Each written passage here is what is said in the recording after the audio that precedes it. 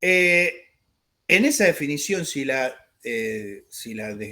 desarmamos, si la analizamos, si le aplicamos esa división, casi diría semántica, tan breve, pero comprende en gran medida todo lo que tiene que ver con esta temática. Estamos hablando primero de entes, esta persona que nace por obra y gracia de la ley y por decisión de personas finalmente humanas que pueden integrar otras personas jurídicas que dan nacimiento a otras personas jurídicas.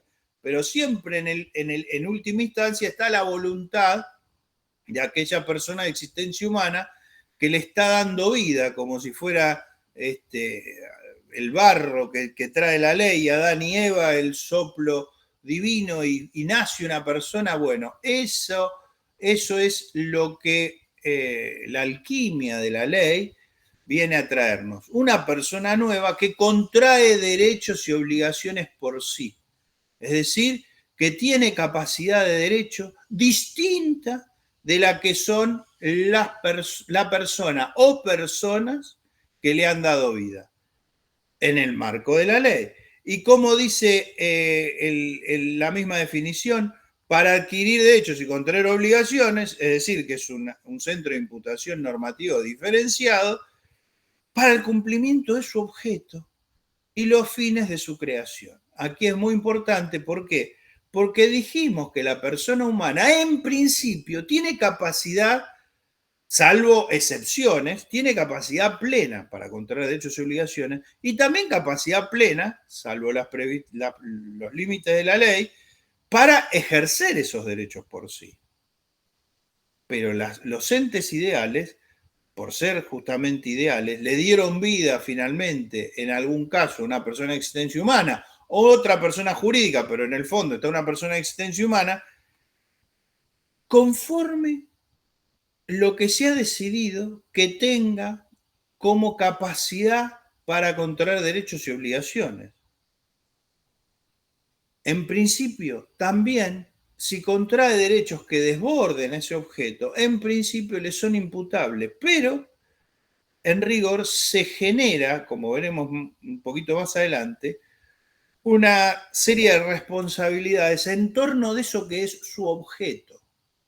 Hablamos del objeto de los actos jurídicos y si ese acto jurídico es el que le da nacimiento a la persona jurídica, pues el objeto de ese acto jurídico es el nacimiento de la persona jurídica. Pero, además, la persona jurídica tiene un objeto. Es decir, va a tener una capacidad que nació para cumplir con esas actividades. Es decir, una persona jurídica que sea una sociedad, como ya veremos que es una subespecie de persona, una especie de persona jurídica o subespecie, va, por ejemplo, a tener un objeto de fabricación y venta de automotores. Entonces, pone una fábrica, la persona jurídica vende automotores, etc. Ahora, si esa persona jurídica quiere dedicarse al negocio de la extracción de litio, bueno, tendrán que los que le dieron vida a esa persona jurídica o los siguientes participantes de esa persona jurídica, como ya veremos, modificar su objeto, hacerlo o más amplio o cambiar su objeto, porque si no, este objeto, esta persona se creó para cumplir con ese objeto, con ese grupo o género de actividades que van a dar, que van a obrar en torno de aquello que fue, para lo que fueron, que esa sociedad o esa persona jurídica fue creada, que es justamente la fabricación y venta de automotores y no la extracción de litio. Y vamos a ver que quienes administren esa sociedad van a tener que cumplir con ese objeto y su responsabilidad va a estar vinculada a que ese objeto se cumpla. Entonces, ese objeto y los fines de su creación van a estar íntimamente relacionados y entonces esa persona jurídica no va a ser como una persona de existencia humana. Se va a decir, va a tener capacidad plena la persona humana para desarrollar cualquier negocio. Si la persona a título personal pone una fábrica para construir automotores y venderlo, y después decide poner una empresa minera y simultáneamente hacerlo, pues no tiene que contraer una autorización especial porque su capacidad esté limitada, salvo que para alguna actividad se tenga que registrar o lo que fuera. En cuanto a persona, no está limitada en ningún caso para desarrollar ninguna actividad. En cambio, la persona, un ente ideal, sí está limitado de acuerdo a ese objeto que va a ser el objeto que tiene que ser preciso y determinado. Como también ya veremos, uno de sus atributos le está determinando. El desarrollo de este pequeño resumen del tema de persona jurídica, tal cual está previsto en el código, lleva toda una carga, insisto, de experiencia de nuestro sistema jurídico, que fue verdaderamente de vanguardia en la ley especial, en la ley de sociedades, cuando se dictó en 1972. Tal es así que seguimos teniendo todavía la misma estructura de la ley, en la ley especial, y en esta, como digo, capítulo, se buscó justamente tomar toda esa experiencia y resumirlo de una manera muy accesible, comprensible y bien organizado, que verdaderamente pueden seguirlo del mismo código. Por supuesto que les recomiendo una doctrina siempre de apoyo, tanto sea una doctrina sencilla como la que digo Sánchez Canabó, una un poco más desarrollada como Vítolo, pero perfectamente leyendo la doctrina y teniendo el material del Código Civil y Comercial, van a ver que les resulta accesible la comprensión de los distintos datos que me trae. Por supuesto que después el universo de desarrollo de la vida de la sociedad la sociedad y las personas jurídicas en general, va a tener la complejidad de los hechos, y como profesionales vamos a tener mucho conflicto, mucha demanda, mucha organización en torno de estos preceptos que, insisto, no son demasiado complejos, pero que abarcan o que le dan un marco jurídico probablemente a situaciones muy complejas de resolver. Y como las personas de existencia humana que nacen, se desarrollan, o sea, ahí contraen derechos y obligaciones, y mueren, y también tenemos todo un desarrollo legislativo en torno de qué pasa con su nacimiento, qué pasa cuando ejerce sus derechos y qué pasa cuando muere, qué pasa con uno de sus atributos, que es su patrimonio. Pues también lo tenemos con la persona jurídica, que nace. ¿Y cómo nace? Dice, en el 142 me dice, la existencia de la persona jurídica privada comienza desde su constitución. Bueno, pero ¿cuál es su constitución? Bueno, la constitución es el acto jurídico que le dio vida. Si me habla de la persona humana que nace desde la concepción, la persona jurídica nace cuando ese acto jurídico de creación se da. ¿Y qué es ese acto jurídico de creación? Pues lo más usual es un contrato, lo más usual. Es decir, vamos a ver cuando veamos el capítulo de contratos que el contrato es un acto jurídico. Es un acto jurídico bilateral o plurilateral. Pueden participar dos o más partes en donde deciden justamente como objeto de ese acto jurídico es desarrollar, crear esta persona jurídica.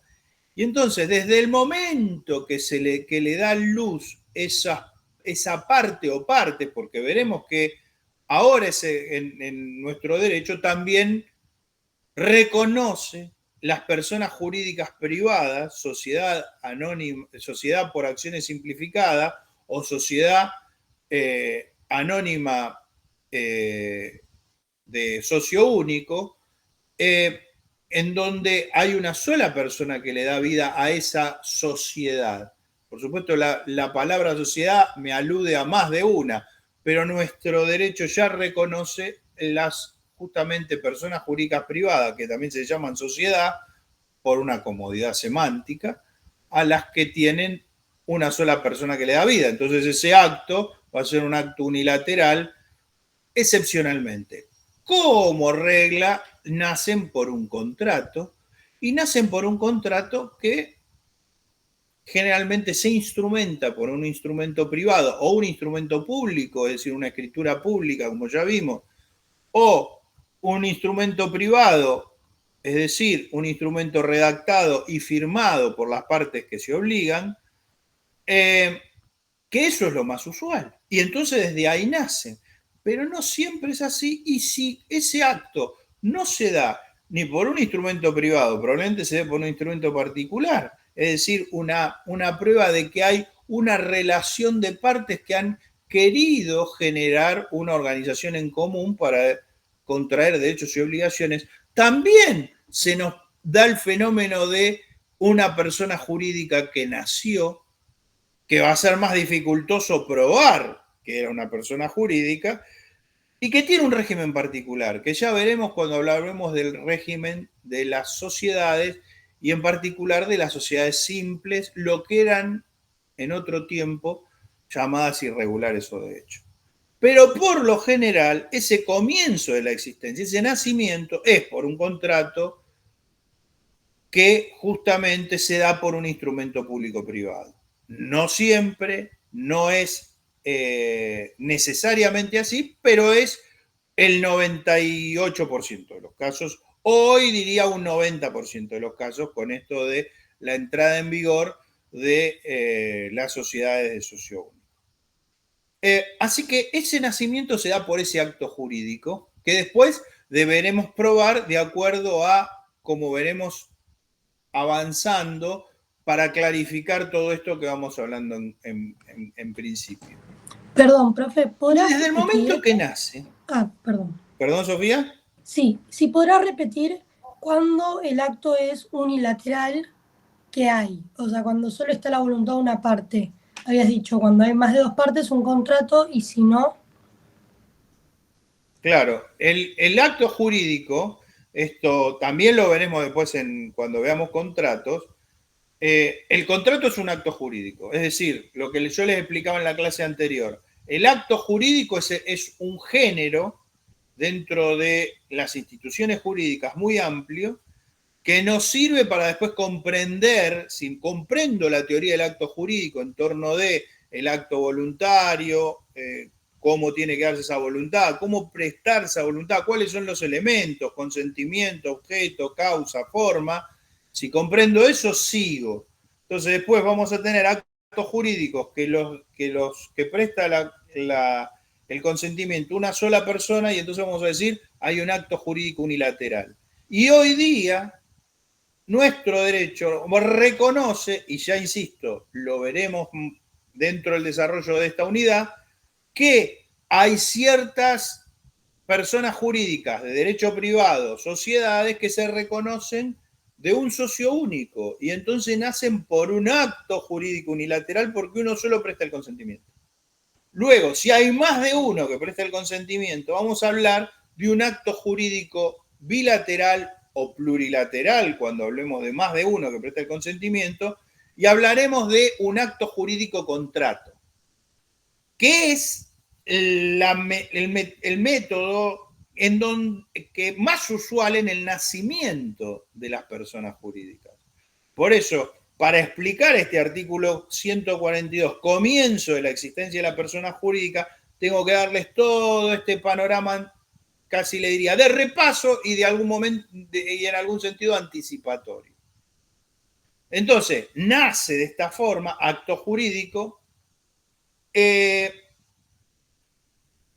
y una vez que nace, lo que tiene es esos atributos.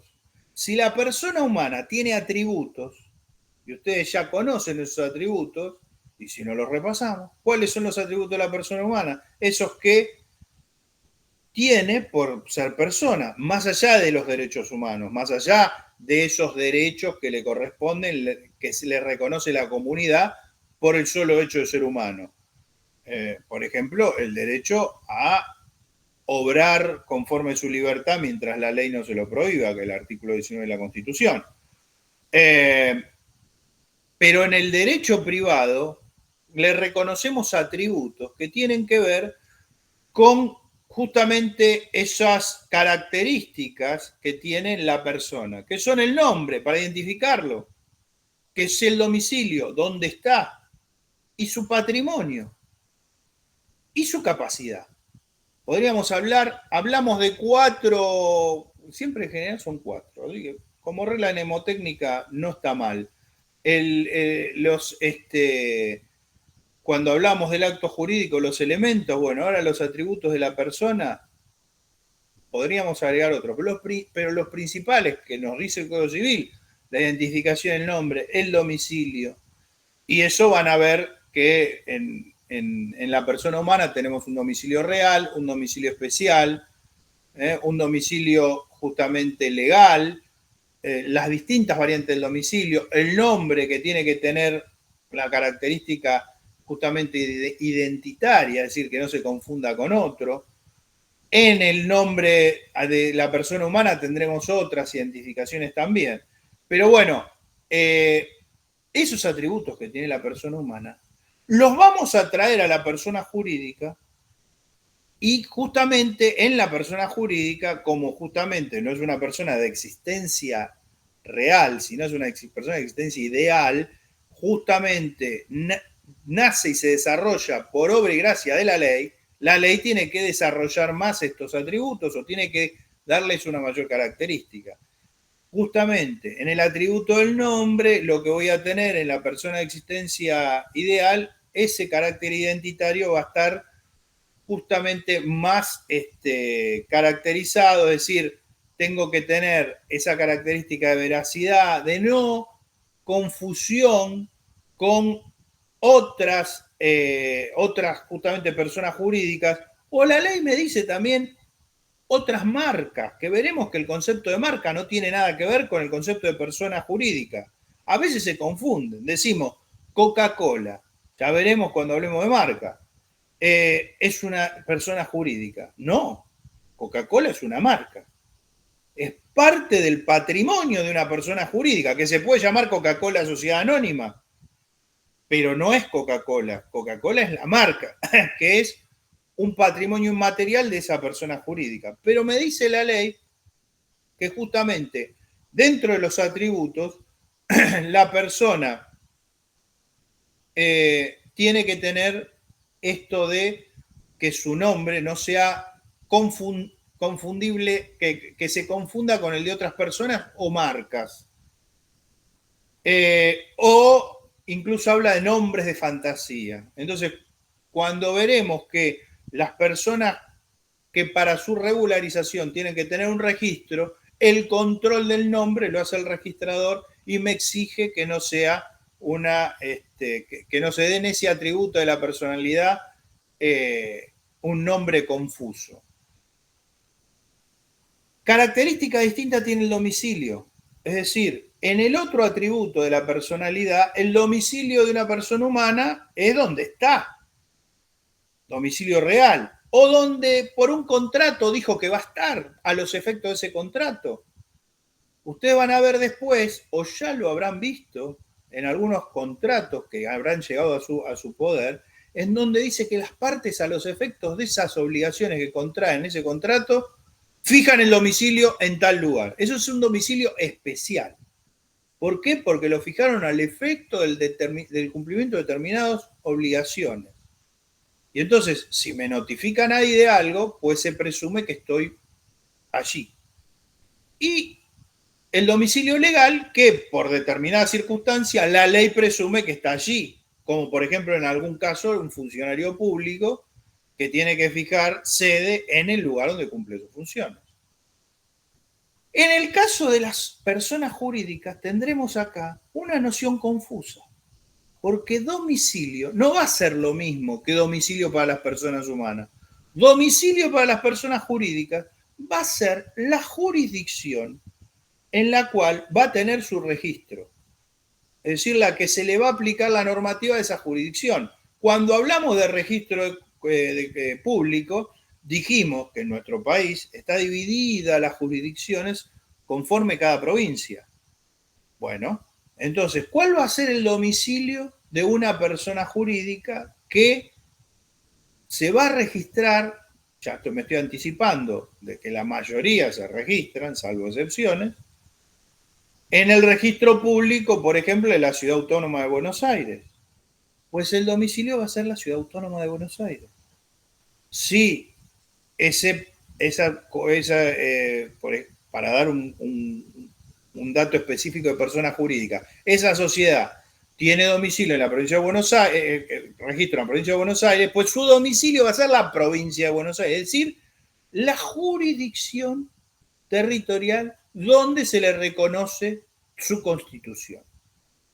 ¿Y cuál es esa noción de domicilio que se asocia con la de el domicilio de las personas humanas? Pues la noción de sede social. Sede social es la paradoja, domicilio completado con la dirección en donde esa persona jurídica se presume que vive. Entre comillas vive, porque esa vida es una vida ideal, pero tiene su domicilio en donde se le notifican,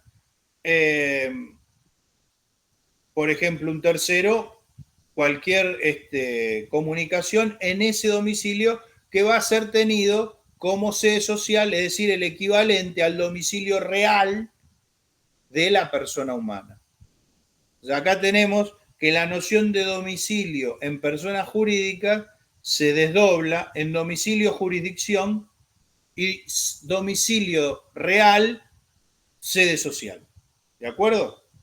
Entonces teníamos el atributo del nombre, el atributo del domicilio, el atributo de la capacidad. Es decir, esta capacidad para contraer derechos y obligaciones. Que yo les anticipé que en ese artículo 141 ya me estaba dando la noción de que la persona jurídica nace para cumplir un objeto, ese objeto que le dieron sus creadores, que se pueden modificar en lo sucesivo, pero que tiene que ser preciso y determinado. Es decir, una serie de actividades que van a dar lugar a que esa persona tenga una capacidad para contraer derechos y obligaciones y los administradores obrar en consecuencia. Pues justamente esa capacidad, un primer corset de la capacidad que va a tener esa persona jurídica va a ser ese objeto que le ha sido dado y el cumplimiento de esas actividades a los fines de ese objeto, y entonces ya no vamos a hablar de una capacidad absoluta, plena, ¿eh? Aunque por justamente los terceros y esa apariencia de regularidad de actos que desarrolle la persona jurídica por parte de sus representantes con el vínculo con tercero, en principio se va a presumir que ese objeto es lo más amplio posible.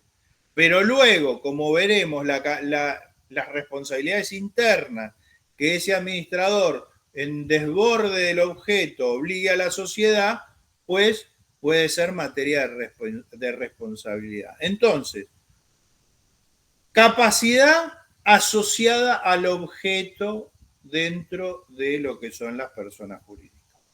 Ya tenemos entonces tres atributos.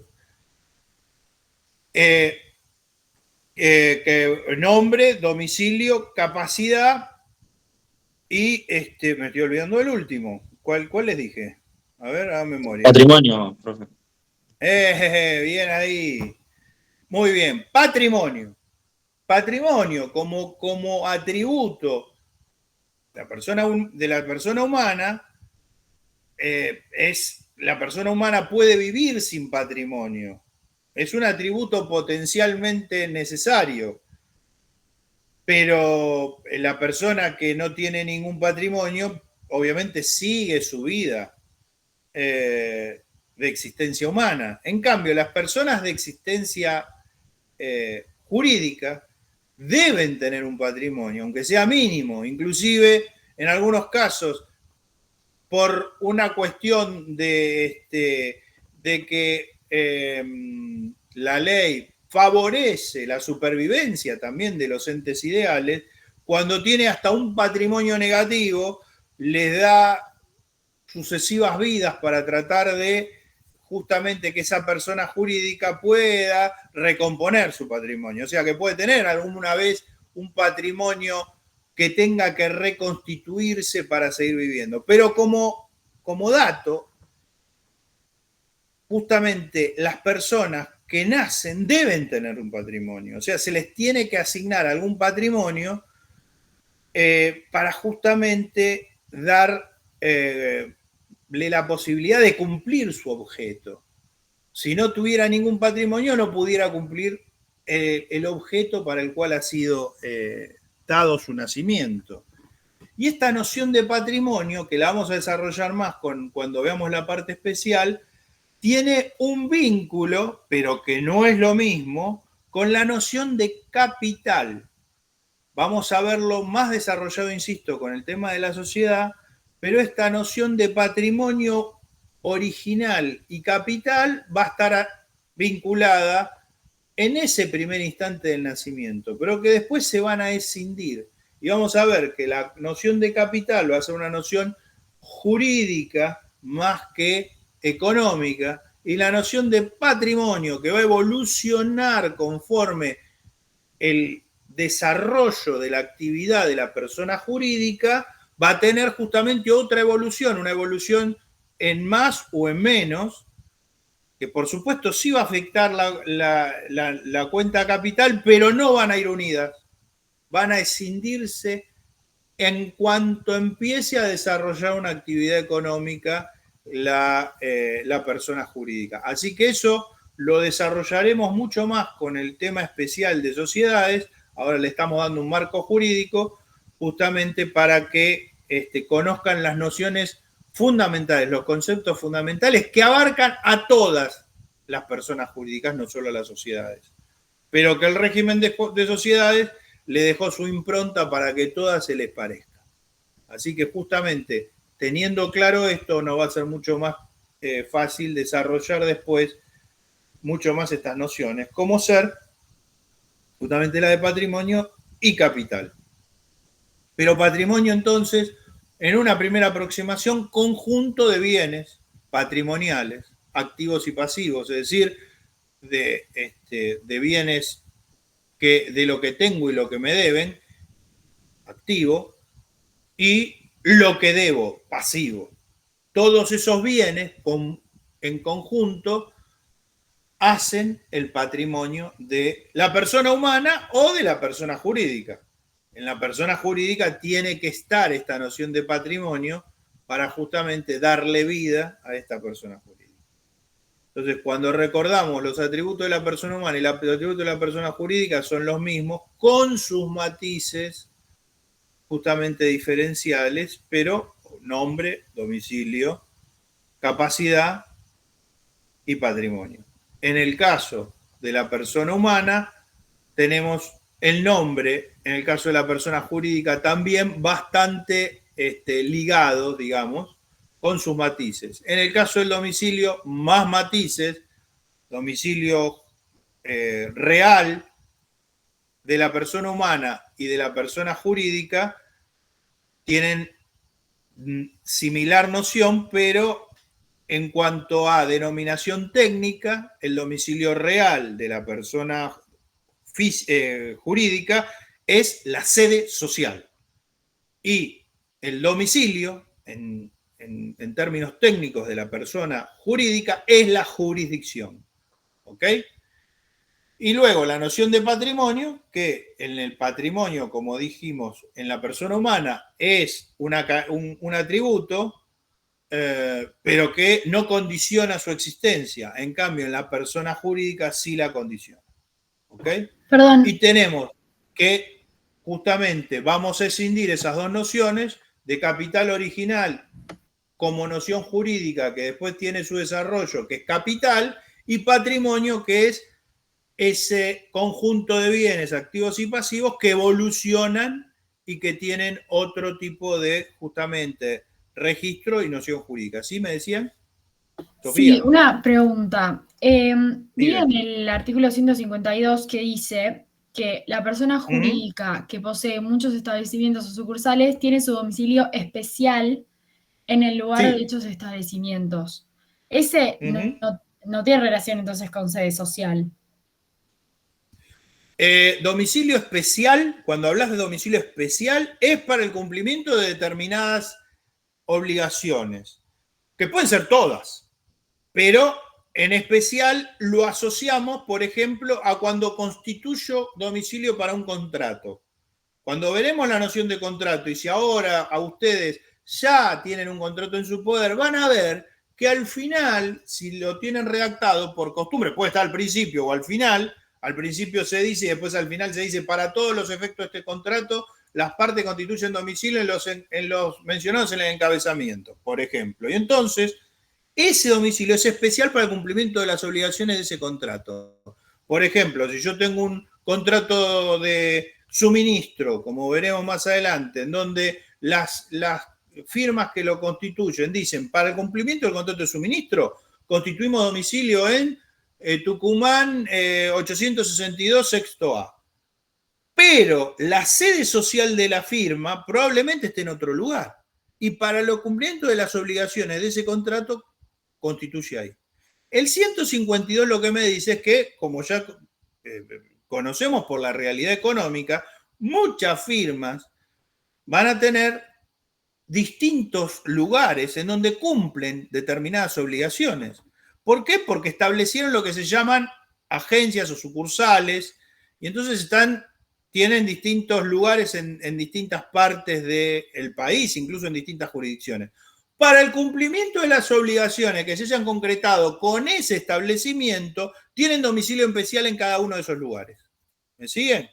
Pero la sede social, que tiene sus efectos, porque la ley dice, la sede social va a ser donde la sociedad se presume que tiene su domicilio real, por decirlo, como si fuera el de la persona de existencia humana.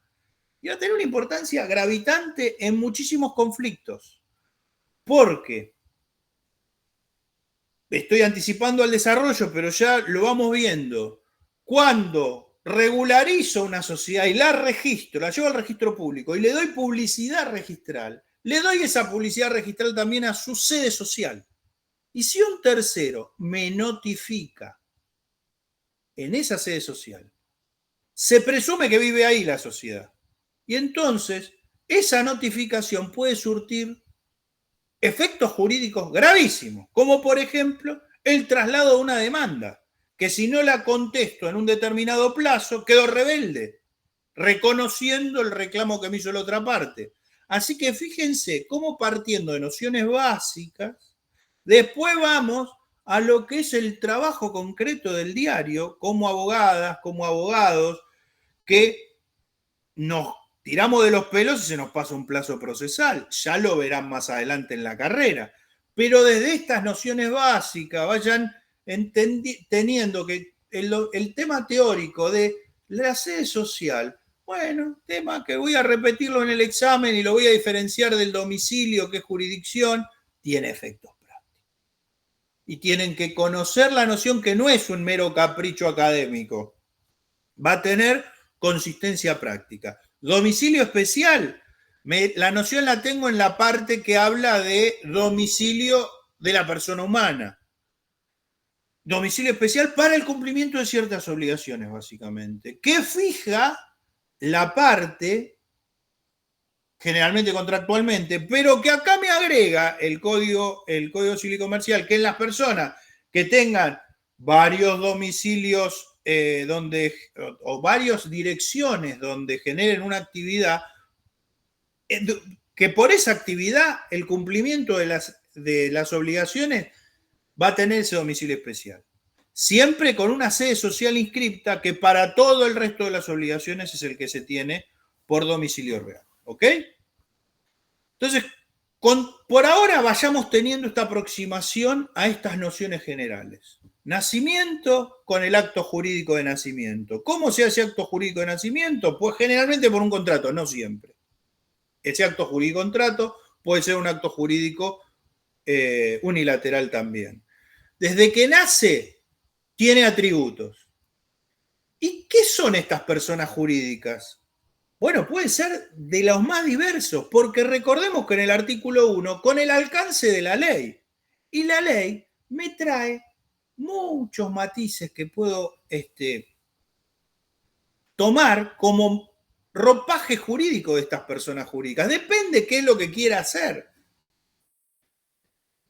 Y reconoce personas jurídicas con identidad diferenciada de las personas jurídicas o físicas que le dieron nacimiento, es decir, centro de imputación diferenciado, con todos sus atributos separados de las personas. No es lo mismo el patrimonio de la persona humana, que es el dueño, probablemente, el socio de una sociedad de la persona jurídica. Entonces, el patrimonio de la persona jurídica no se mezcla con el de la persona humana. Eso es lo que tenemos que tener en cuenta cuando hablamos de que tiene un patrimonio diferenciado. Los derechos y obligaciones de la persona jurídica son los derechos y obligaciones de la persona jurídica, no de sus socios o asociados.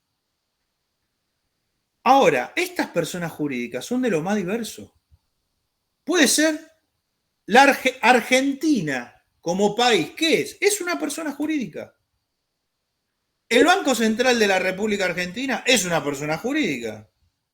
Mozambique es una persona jurídica. España es una persona jurídica. La Iglesia Católica es una persona jurídica. Coca-Cola, Sociedad Anónima, es una persona jurídica. Boca, el ejército también es una Boca Juniors Asociación Civil es una persona jurídica.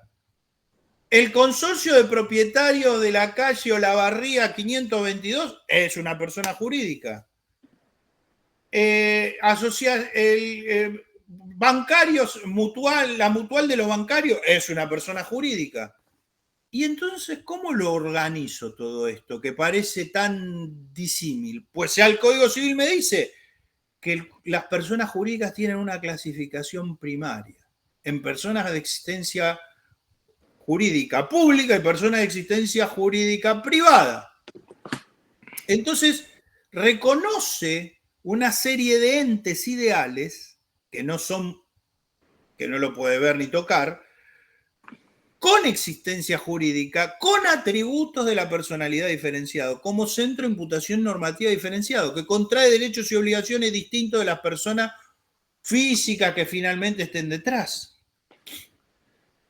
Todos los ciudadanos argentinos somos parte de esta persona jurídica argentina, pero Argentina como Estado contrae derechos y obligaciones que impactan, si se quiere, indirectamente en nosotros, pero no que vienen por nuestro patrimonio en forma directa, nos van a embargar el auto por las deudas que tenga Argentina por la emisión de bonos.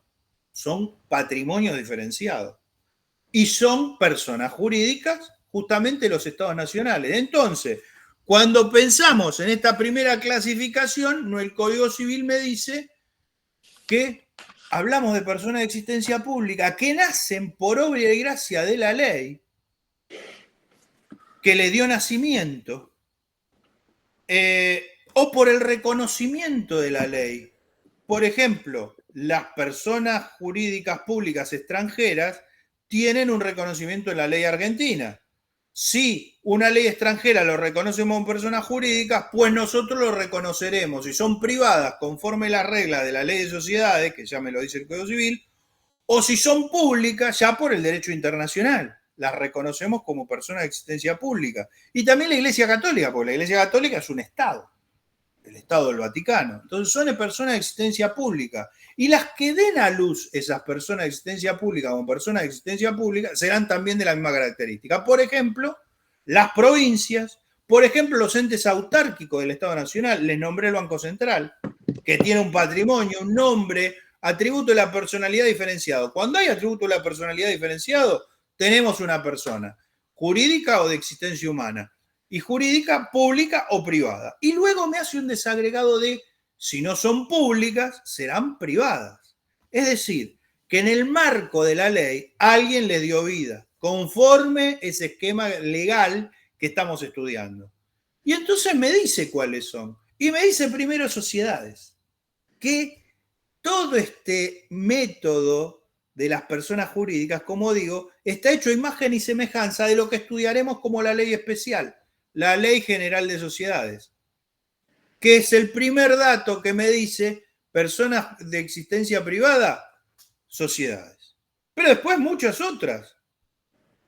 Las asociaciones civiles, les mencioné clubes de fútbol, son asociaciones civiles. Que estamos ahora en la discusión tan pública de que si se pueden constituir como sociedades justamente privadas o tienen que ser asociaciones civiles exclusivamente los clubes de fútbol. Simples asociaciones, que son una categoría menos de asociaciones civiles, fundaciones. Esas tres que son especies dentro del género de las personas de existencia jurídica privada, que tienen una tipicidad dentro del Código Civil y Comercial. Las sociedades tienen otra tipicidad dentro de la Ley General de Sociedades. Y ya les sonarán sociedad anónima, sociedad de responsabilidad limitada, sociedad en comandita, etcétera, que ya veremos en el capítulo 3. Ahora estamos dando el esquema, este árbol, como se despliega en las personas jurídicas. Y otras personas jurídicas privadas, como por ejemplo los consorcios de propietarios, que antes no eran personas jurídicas y desde el Código Civil se las reconoce como personas jurídicas. Tenemos el problema de que estaban demandados un consorcio, ¿y qué era? Bueno, ahora es una persona jurídica, es decir, tiene patrimonio autónomo, tiene nombre distinto, tiene domicilio, tiene todos los atributos de la personalidad y la reconoce el derecho como persona de existencia jurídica. Me menciona las mutuales, las cooperativas, y dice al final todos los que las leyes especiales reconozcan. Es decir, no es un numerus clausus, es un número que se puede desplegar en futuras leyes que se reconozcan como personas jurídicas por la ley. Este esquema me da justamente nacimiento, acto jurídico, nacimiento ya tiene atributos, y cuáles son, cómo los caracteriza la ley en un una extensa gama de posibilidades de que se dispone para dar a luz, dar vida a estas personas jurídicas.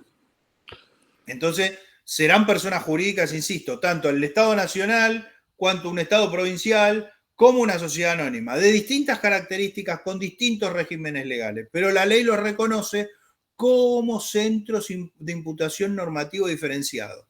Contraen derechos y obligaciones de forma autónoma. Y nacen, insisto, como las personas de existencia humana que nacen, pero tienen esa cuestión de lo visible, de lo físico. Esto tendrán esta cuestión ideal, entonces conforme la ley, con el alcance de la ley y conforme lo prevé la ley, y también viven conforme lo prevé la ley. Es decir, luego aparece todo el tema del funcionamiento, cómo funcionan, cómo manifiestan su voluntad.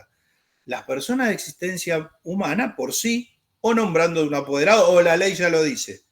Las personas de existencia ideal, personas jurídicas, no tienen voluntad por sí mismas, no pueden actuar por sí. Siempre tiene que haber alguien que los represente para expresar su voluntad.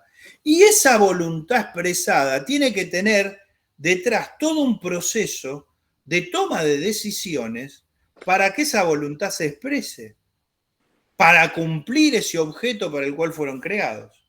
Entonces, en pos de todo eso, se da esa organización interna. Justamente que la doctrina ha desarrollado como teoría del órgano, la teoría organicista de la persona jurídica.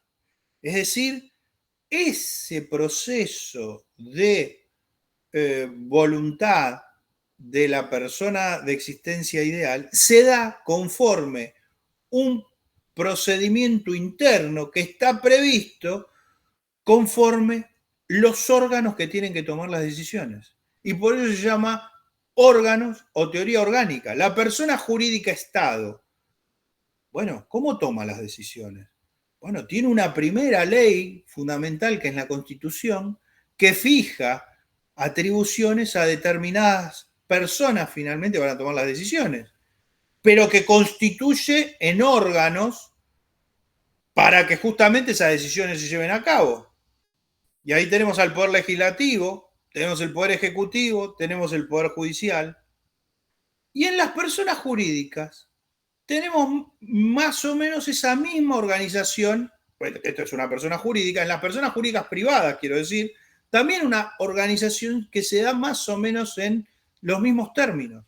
En términos de quién toma las decisiones principales o más principales incluso para nombrar a otros que tomen otras decisiones dentro del marco general que toman las anteriores, y entonces se van a dar ciertos órganos internos que va a estar dado por el órgano de administración dentro de una persona jurídica privada, que en el Estado Nacional sería el Poder Ejecutivo, que el Poder Ejecutivo encabezará un presidente, y seguramente también, en general, en las personas de existencia privada, tendrá un representante legal, que serán todos los del órgano de administración, o alguno de ellos. En una sociedad anónima, justamente también se llama presidente. Tendrán un órgano que justamente nombrará a este órgano de administración, que va a ser esa reunión de quienes integran esa persona jurídica, que en una sociedad, como ya veremos, anónima, será la asamblea, en otras sociedades se llamará reunión de socios, pero que justamente esa toma de decisiones más importantes de la sociedad será tomada dentro de ese ámbito. Justamente los que integran la sociedad votarán para darle conformidad o para nombrar los que van a estar en el día a día de la administración, y quienes lo controlan, que será el órgano de fiscalización, que seguramente también estará dado por un consejo de revisor de cuentas o un síndico, distintos nombres en las distintas tipologías que le fuimos anticipando, que el Código Civil caracteriza, insisto, en personas de derecho público y personas de derecho privado, y las desarrolla, y que cada uno tiene su nombre. Pero que en esta funcionalidad de las personas jurídicas, insisto, para esa toma de decisiones, remitimos a esto que es la teoría del órgano, en donde van a haber divididos justamente, principalmente en tres órganos: administración, asamblea de socios, reunión de socios o asociados, o sea, administración, gobierno y fiscalización. El órgano de administración también va a tener internamente el órgano que en algunos casos va a estar separado y en otros casos va a estar como un integrante mismo interno, que es el órgano de representación. Entonces, vamos a hablar de tres y uno se despliega en dos: administración, que va a estar el representante legal que va a vincular con terceros y va a expresar la voluntad de la sociedad. Entonces, administración, gobierno y fiscalización, y en el de administración, el de representación.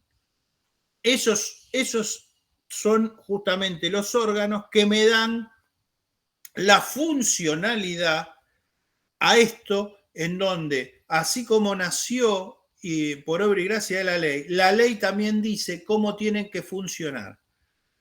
La ley me va a decir en términos generales cómo tiene que funcionar. Pero en el acto jurídico que le dio nacimiento a esa persona jurídica, me va a decir también, dentro del marco de la ley, cómo esa persona jurídica va a tener, qué fisonomía va a tener justamente cada uno de sus órganos. Por ejemplo, si va a tener un director, en el caso que me lo autorice la ley, o más 3 directores para tomar las decisiones en una en un directorio de una sociedad anónima, como ya veremos. El órgano de administración se va a reunir tantas veces o cuáles veces, cómo van a ser los llamados a reunión de administración, o cómo se van a reunir o cuántas se va a reunir la asamblea de socios, además de lo que diga la ley. Es decir, tengo el marco conceptual de la ley y como círculos concéntricos voy a tener luego el ámbito del objeto que le dieron los socios y luego la fisonomía de los órganos que le dieron los socios. Es decir, así como una ley no puede ir contra la Constitución, lo que decidan los que fundan una persona jurídica no puede ir contra la ley. Dentro del marco jurídico que me da la ley, los que van a darle vida a estas personas jurídicas van a tener un ámbito de decisiones para darle una fisonomía particular a ese tipo que eligieron de societario o de persona jurídica, y dentro del marco de la ley podrán elegir, insisto, las variantes que van a estar dadas en su estatuto o contrato social. Entonces, nacen conforme el acto jurídico, se desarrollan conforme esta organicidad que se expresa por los distintos órganos en la toma de decisiones, el de administración en el día a día, el de gobierno, de reunión de socios en la toma de las decisiones principales, en el de control o fiscalización, conforme lo disponga el estatuto y la ley, y en el de representación para vincular y dar prestar ese consentimiento a la sociedad y obligar a la sociedad o a otra persona jurídica que estemos eligiendo, siempre menciono la sociedad porque es el más paradigmático, que es el órgano de representación. ¿Sí, Nicolás? Profe, no, una consulta. ¿Tenemos también saber, además de sociedades, los otros tres que están en el código o solo nos quedamos con sociedades? Saber cómo funciona cada una. La sociedad, ustedes van a tener que tener una lectura, si se quiere, más superficial, de conocimiento de qué está tipificado en el código, de lo que son caracterizadas como personas jurídicas de derecho privado civil, que no van a ser tanto de nuestra materia, que son las asociaciones civiles, los clubes en general, muchas otras personas jurídicas, pero como paradigmático, la asociación civil, club y club de fútbol como lo más conocido, las simples asociaciones, muy usuales ahora en lugares como conjuntos inmobiliarios, por ejemplo los countries o los barrios cerrados, así que tienen un gran dinamismo en términos de uso, y las fundaciones, que también aparecen muy presentes en la vida social, por ejemplo Fundación Favaloro, que tienen que saber de qué se trata y trataremos de explicarlo brevemente. Pero sí vamos a poner el énfasis en el tema societario, que nos demanda una bolilla entera y que ya van a tener después ustedes una materia completa conforme la cual van a desarrollarlo más pormenorizadamente, pero que de esta materia tienen que saber justamente esto, que son las líneas básicas. A veces en esta primera etapa que damos los conceptos generales es más difícil de entender, porque cuando lo vemos en más detalle vamos a ver retomar estos conceptos básicos y lo vamos a entender mejor. Por ahora, personas jurídicas de toda índole, pública o privada, tienen eso de nacer por un acto jurídico. Ese acto jurídico puede ser una ley.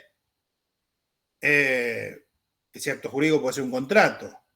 Ese acto jurídico puede ser un instrumento privado, puede ser un instrumento particular, sin firma inclusive. Y tienen todo un régimen jurídico. Conforme el marco de la ley. Y luego van a funcionar conforme ese marco de la ley. Y ese estatuto, si se dio un estatuto, que le dieron los socios o le dieron esa ley del Congreso que, por ejemplo, le fijó facultades a los directores del Banco Central. que no vamos a estudiar en detalle, por lo menos por ahora, vamos a estudiar en la segunda parte, pero que sí entender ahora que justamente esta organicidad de las sociedades se da en el marco de la ley, se da en el marco de la voluntad que les dio vida. Y por eso hablamos de esta teoría del órgano. Si yo les pregunto qué órganos tiene una persona jurídica, me dirán el órgano de administración, el órgano de gobierno, el órgano de fiscalización, y dentro del órgano de administración, el órgano de representación. Y entonces, pues, les quedará cubrir los casilleros de cada uno conforme sea el tipo de persona jurídica de que se trate. ¿Quién es el órgano de gobierno de una sociedad anónima? ¿Quién lo integra? ¿Cómo funciona? ¿Quién es el órgano de administración en una fundación? ¿Quién es el órgano de fiscalización en una SRL? Pues después, insisto, pueden hacer un esquema y completar los casilleros, y entonces tienen que cada tipo especial de persona jurídica va a tener, dentro de esta teoría del órgano, una integración material particular. Cada uno va a ser seguido de una forma particular que la ley le dio y luego que los propios creadores dentro del marco de esa ley le dieron. Todo ese desarrollo tan minucioso empieza por estos conceptos tan generales. Y entonces decíamos que tenemos el nacimiento, que tenemos su funcionamiento conforme ese objeto, que el artículo 156 me dice, el objeto de la persona jurídica debe ser preciso y determinado, nada más. Y esa vida ¿hasta cuándo? Bueno, esa vida ¿hasta cuándo? El artículo 155 me dice cuál es la duración de una sociedad, de una persona jurídica. La duración de la persona jurídica es ilimitada en el tiempo, excepto que la ley o el estatuto dispongan lo contrario. En general, la ley o el estatuto disponen lo contrario.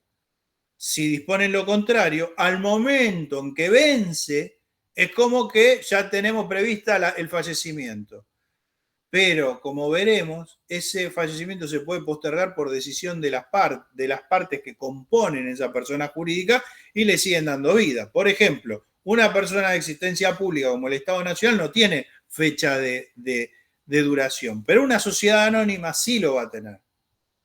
¿Ok? Porque lo va a disponer en el estatuto y lo va a disponer la ley. Entonces, si en algún momento hablamos de duración, es porque también hablamos de muerte de las personas jurídicas. Por algún motivo, la persona jurídica tiene su nacimiento, tiene su desarrollo, donde tenemos que estudiar todo su funcionamiento. Y también tenemos que tener previsto qué pasa al momento de ese cese de la vida de esa ente ideal, conforme las causales de la ley. Si conforme la ley nació, conforme la ley fallece, conforme la ley deja de existir esa persona jurídica. Entonces, vamos a tener justamente el capítulo que me va a hablar de eso, de ese fallecimiento de la persona jurídica. Va a tener una palabrita especial que es la disolución.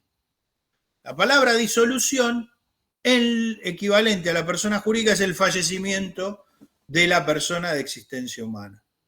Claro, esa disolución va a tener efectos jurídicos. Si la persona humana fallece, lo principal va a ser qué se hace con su patrimonio. Vamos a tener todo el derecho sucesorio. Si la persona jurídica, ente jurídico, se disuelve, es decir, el equivalente a este fallecimiento de la persona humana, vamos a tener esto de la disolución. Es decir, el fallecimiento va a operar por esas causales que en la persona jurídica en general me los trae el artículo 163 de la ley, que va a estar copiado casi del artículo 54, como veremos después, de la Ley General de Sociedades. Perdón, el 84, perdón. 94. Era el 4, pero no 54, no 94. Y el 92 y el 94 de la Ley de Sociedades, que lo trae la ley, el Código Civil y Comercial, en el artículo 163. Ya me dice, disolución causales. La persona jurídica se disuelve por Y la primera, decisión de los miembros. Es decir, los propios que le dieron nacimiento pueden practicar en este caso la eutanasia de la persona de existencia jurídica. Se reúnen y por las mayorías especiales previstas en la ley y previstas en el estatuto lo pueden disolver. O sea, que deje de existir la persona jurídica. También... Perdón, ¿qué artículo? 163 del Código Civil y Comercial. Perfecto, gracias. Estamos hablando, insisto, en términos generales. Luego, la ley especial me da determinadas causales distintas en el caso de una tipicidad específica que prevé la norma especial. Pero en términos generales, para todas las personas jurídicas, aplica este esquema. Y aquí me trae una serie de causales que, entre que finaliza el plazo, que se cumple la condición para el cual ha sido prevista la persona jurídica, por declaración de quiebra. Una de las causales que ya veremos en la segunda parte de esta materia es justamente la patología, la enfermedad que puede darse en un patrimonio. Si esa enfermedad afecta el patrimonio de la sociedad, que se declare la quiebra de esa sociedad o de esa persona jurídica, aunque no sea una sociedad, puede ser una persona jurídica como por ejemplo una asociación civil que también puede ser declarada en quiebra, bueno, justamente opera la disolución por efecto de esa quiebra. Las causales de disolución, insisto, están previstas en el artículo 163 y después, justamente en el inciso J, me dice cualquier otra prevista en el estatuto o disposiciones de este título o la ley especial. Es decir, abre el abanico a otras posibilidades de disolución. Operada esa causal de muerte de la persona jurídica, que puede ser una muerte natural porque venció el plazo que le dieron por ejemplo, los socios y dijeron, bueno, hasta acá estábamos juntos en esta empresa en común, ahora... se disuelve y deja de existir esta persona jurídica como ente diferenciado que contrae derechos y obligaciones. Bueno, ¿y qué hacemos con el patrimonio? Esa es la primera pregunta. Si se muere la persona de existencia física, sucesión. ¿Quiénes son sus herederos? Testamentarios o sin testamento. O sea, ¿cómo prevé la ley que va a suceder a ese patrimonio, que el patrimonio no desaparece, se sucede? ¿Qué pasa con el patrimonio de la persona jurídica? Probablemente, justamente porque ese patrimonio era negativo, cae en quiebra. Y como veremos, probablemente no alcance ni para pagar los gastos del juicio, de quiebra.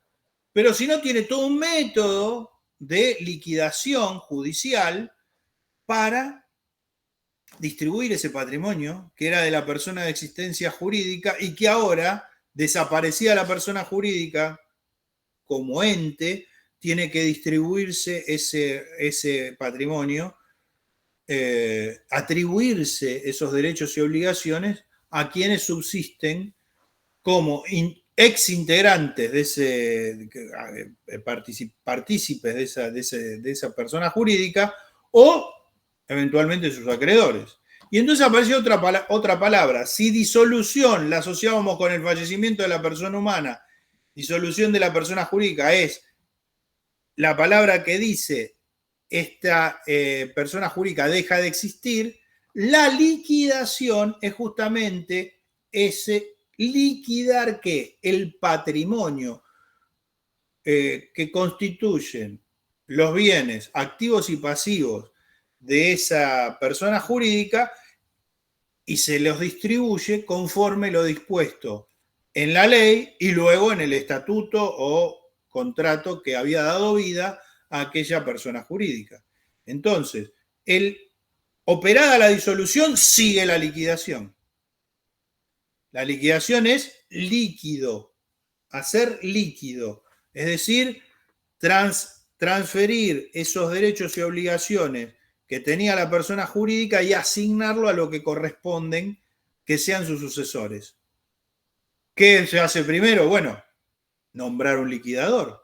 Es decir, alguien va a estar encargado de esa gestión. En quiebra ya veremos, juicio, otro tema. Pero lo que se llama in bonis, si lo decidieron los socios, por ejemplo, en una sociedad, simplemente porque lo decidieron, tienen un patrimonio importante, bueno, ¿qué tendrán que hacer? Nombrar normalmente a quien se va a encargar de esa liquidación, que generalmente van a ser los mismos administradores, que ahora en vez de se llamen directores de una sociedad anónima, se llamarán liquidadores de esa misma sociedad anónima.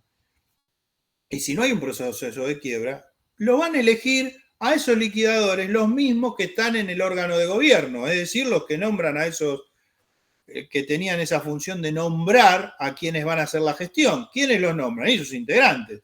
Si yo me asocio con 2 o 3 personas, pues tendremos la potestad, de acuerdo a nuestras participaciones, de votar para elegir a quienes gobiernen una sociedad. Y luego, si se disuelve, para quien genere ese proceso de liquidación. A veces larguísimo, porque piensen ustedes, decidimos que esta, pongamos, sociedad deja de existir, pero tiene un patrimonio cuantioso, tanto en obligaciones, deudas, cuanto en bienes, probablemente bienes inmuebles difíciles de realizar, o bienes muebles de un valor importante, difícil de realizar, maquinarias, por ejemplo, en donde tengo que gestionar todo ese activo para pagar el pasivo, y si hay un sobrante, distribuirlo conforme ha estado dispuesto en ese acta de nacimiento, que fue el acto jurídico de nacimiento, en general, estatuto, contrato social.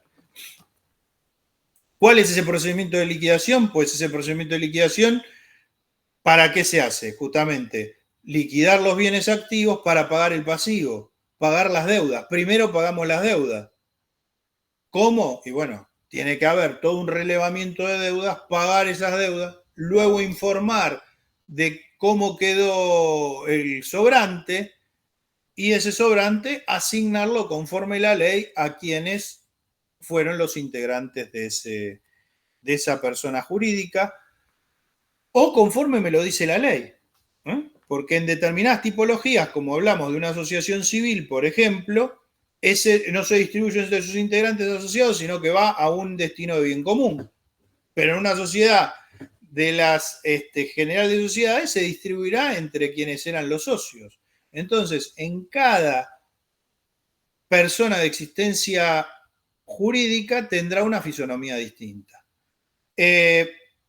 Entonces tenemos nacimiento, acto jurídico, nace con sus atributos, nombre, domicilio, patrimonio, y siempre me olvido de uno, pero bueno, ya se los dije: domicilio, nombre, patrimonio Capacidad. y capacidad. Muy bien.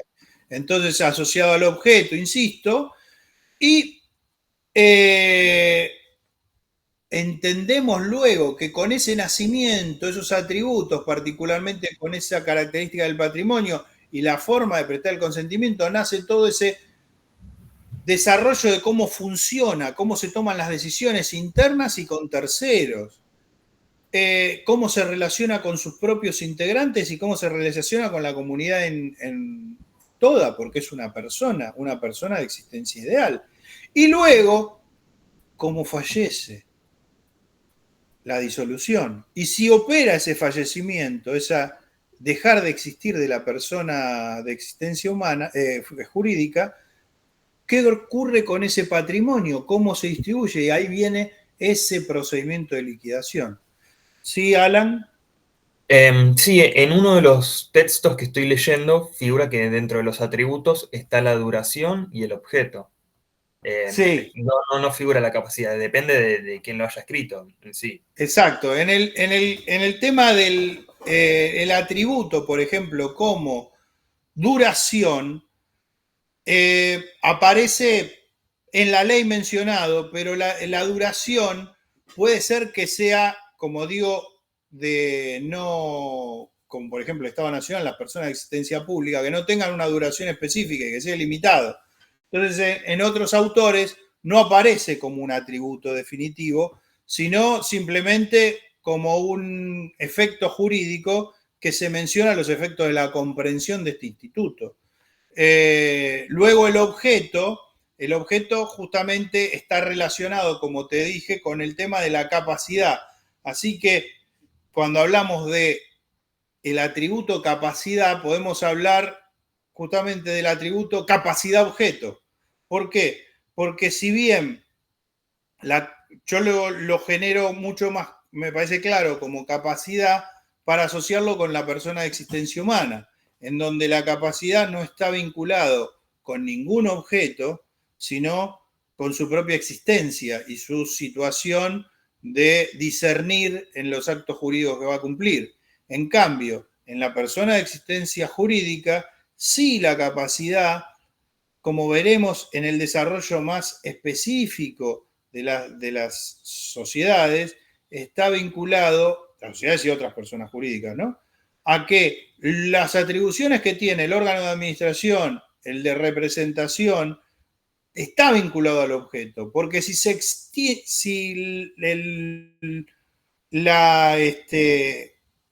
el acto jurídico por el cual la persona jurídica se obligó excede muchísimo del objeto, en connivencia ese tercero con quien ha permitido o prestado el consentimiento por la sociedad, porque es el órgano de representación de la persona jurídica, puede ser que no le sea imputable a la persona jurídica, y eso no tenemos tiempo, pero lo tendríamos que desarrollar, que es el tema de la inimputabilidad.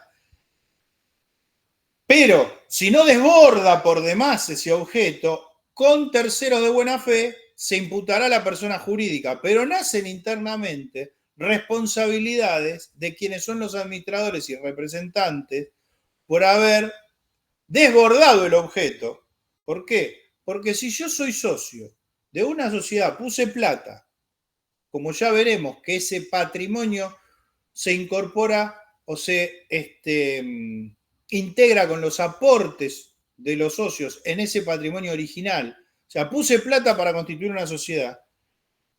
Tengo derecho que los administradores que la van a manejar cumplan con el objeto de la sociedad y no lo desborden. Y no obliguen a la sociedad por más de ese objeto, sino que se ciñan a ese objeto que yo me obligué a cumplir aportes para darle vida.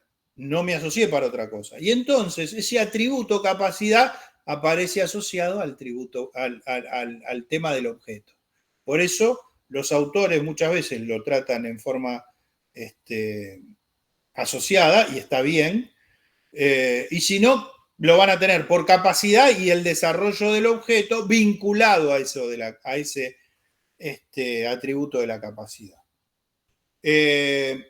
Me parece más didáctico porque esto de los atributos, de las clasificaciones, de los elementos, siempre tiene que ver con nociones que hacen a un mejor entendimiento del objeto de estudio.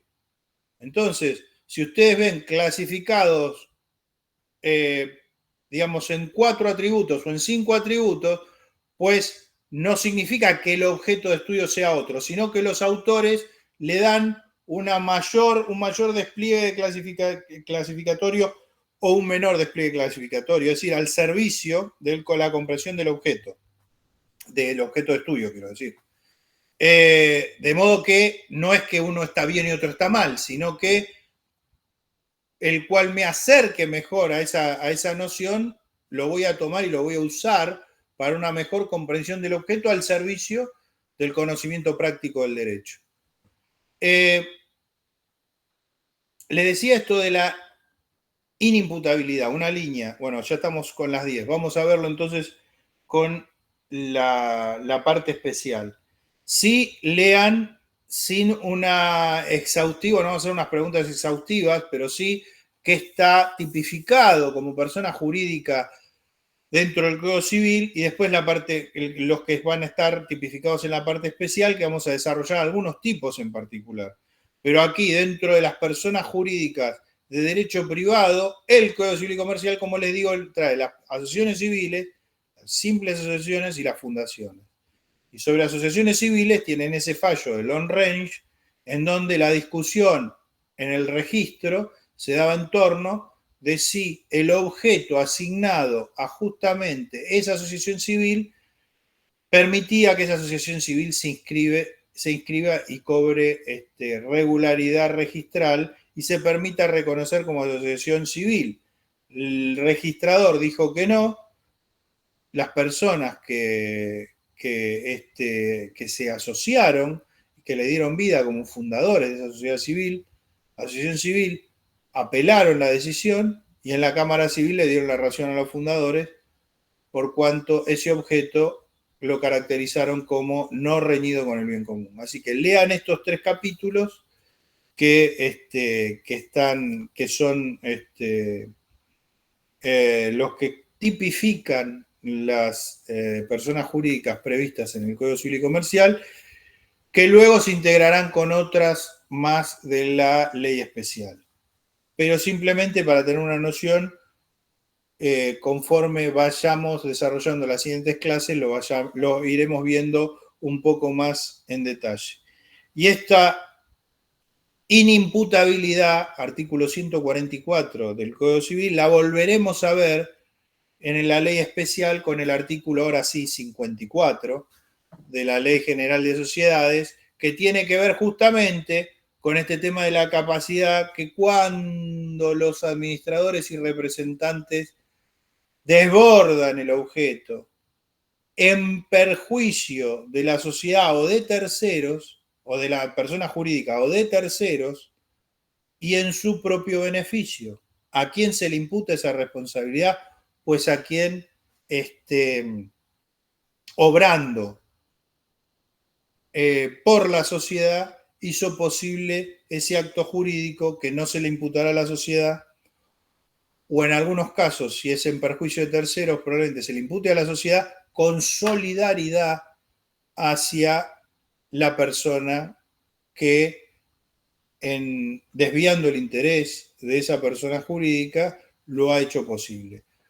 Esta noción tan oscura que le voy transmitiendo tan rápido la vamos a desarrollar en las siguientes charlas. Hoy, apresurado resumen de estas nociones generales que les pido vayan leyendo el Código Civil y que las iremos desarrollando a partir de la clase siguiente, cuando empezamos el día de mañana el tema de sociedades como una de las personas jurídicas de derecho privado con la ley especial. ¿Ok? Bueno, como digo, son muchas nociones, pero vayan teniendo una lectura comprensiva lo más minuciosa posible para no perdernos en estas charlas que, luego tienen implicancias en detalles que se hacen.